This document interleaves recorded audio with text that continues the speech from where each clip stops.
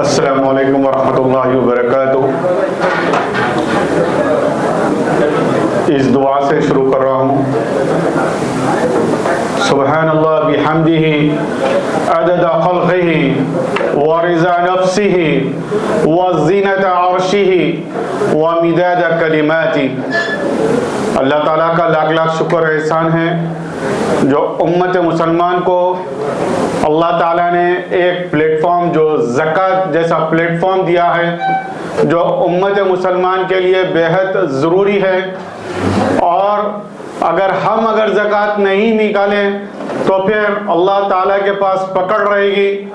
और अल्लाह के रसूल सल्लल्लाहु अलैहि वसल्लम और उमर रज़ी अल्लाह ताला उनसे जंग का ऐलान किए थे जो ज़कात नहीं दिए थे। तो मैं आप तमाम से रिक्वेस्ट करता हूँ कि आप ज़्यादा से ज़्यादा ज़कात दिया करें। और मेरे तरफ से मैं भी एक उम्मत फाउंडेशन का एक ग्रुप चलाता हूँ।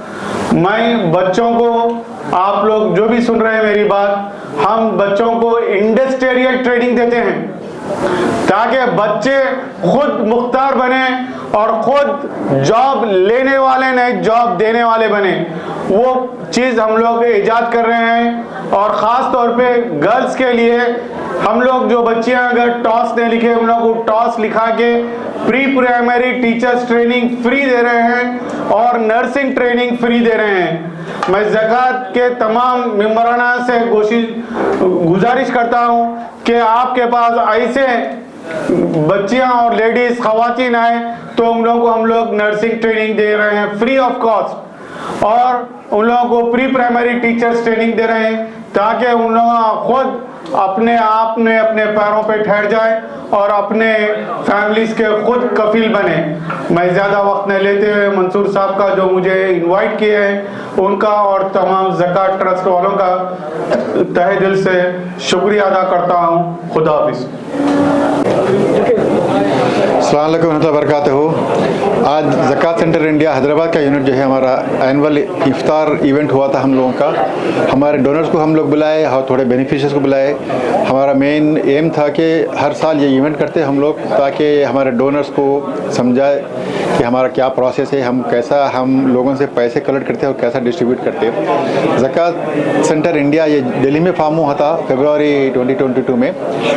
माशाल्लाह से 3 साल में जो है अब तक तकरीबन मोर दैन 30 सेंटर्स हैं पूरे इंडिया में। हमारा प्लान है कि इंडिया में पूरे तकरीबन 240 सिटीज़ में, बड़े सिटीज़ में या छोटे सिटीज़ में कायम करना ज़कात सेंटर्स, ताकि लोकली ज़कात कलेक्ट करना, लोकली ज़कात डिस्ट्रीब्यूट करना, वो है। सो अल्हम्दुलिल्लाह ज़कात सेंटर हैदराबाद में बहुत अच्छा काम हो रहा। इनिशियली हम स्टार्ट करें सिर्फ 50 लोगों की हेल्प करें, मगर आज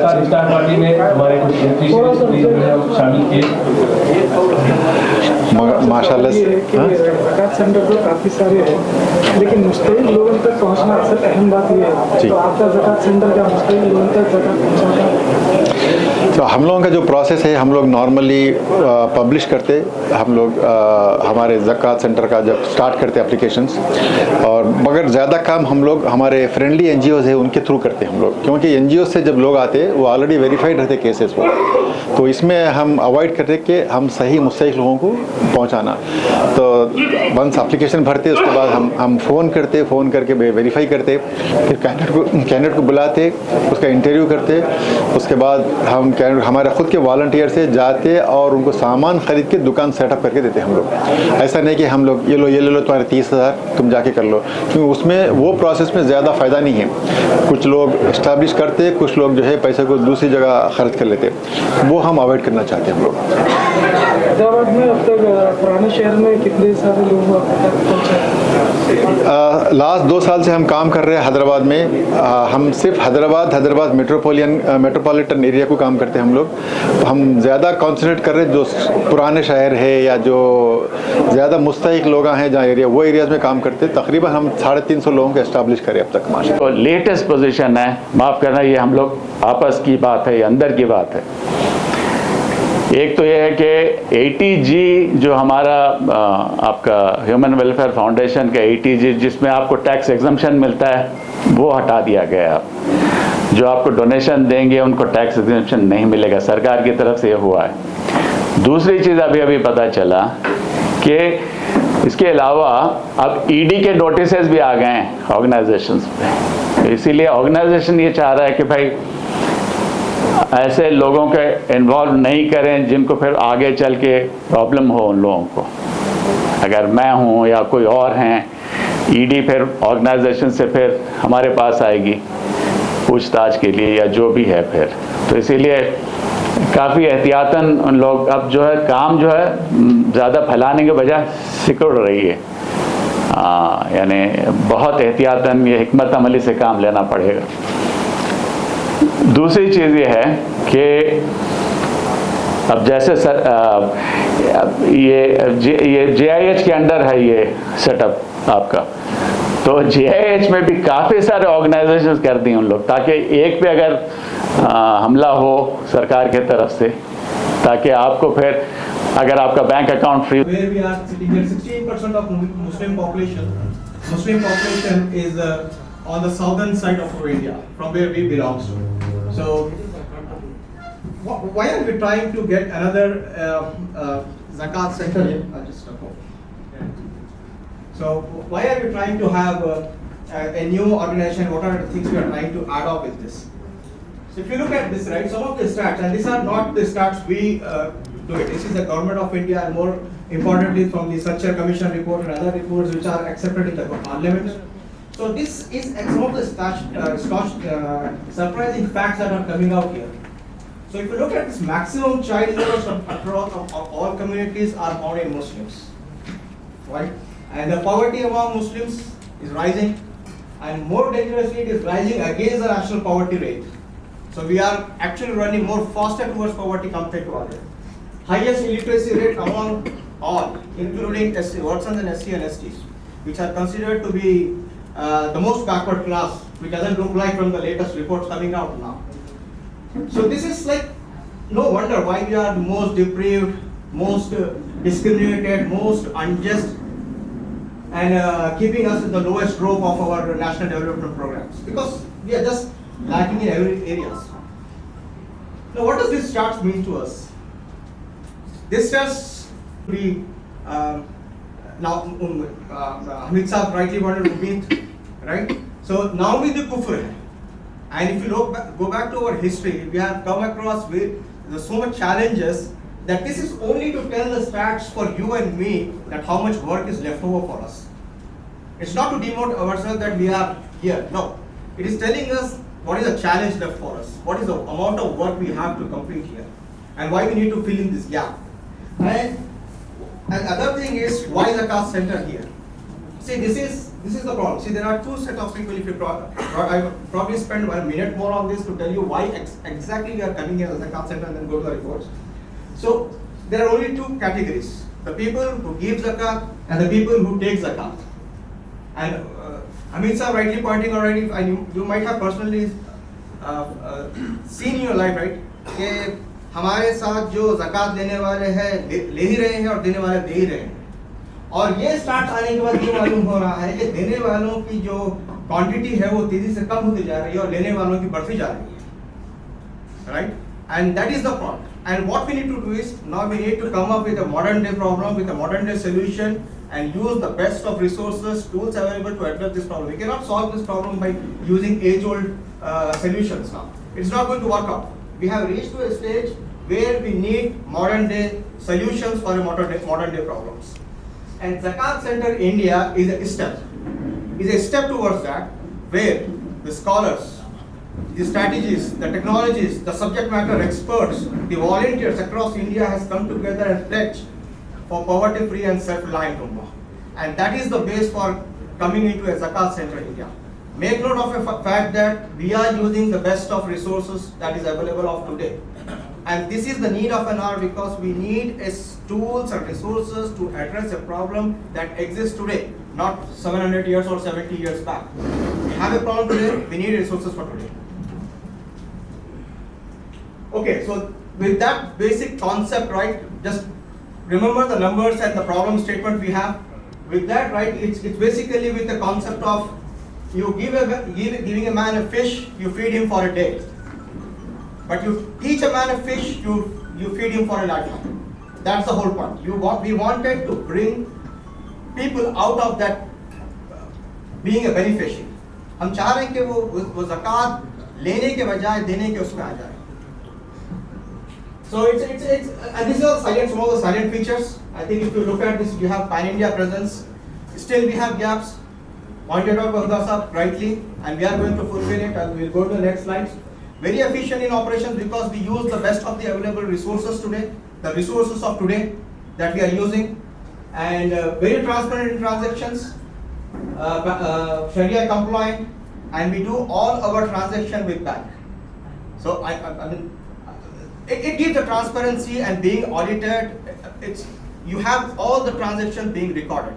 So some of these silent features are there. We collaborate in partnership with other NGOs to make sure that we have a very efficient process in place. Yeah, here's a vision and the current standing. Yes, if you look at right, our vision is to have 240 zones covering across India, which covers approximately 60% of Muslim population.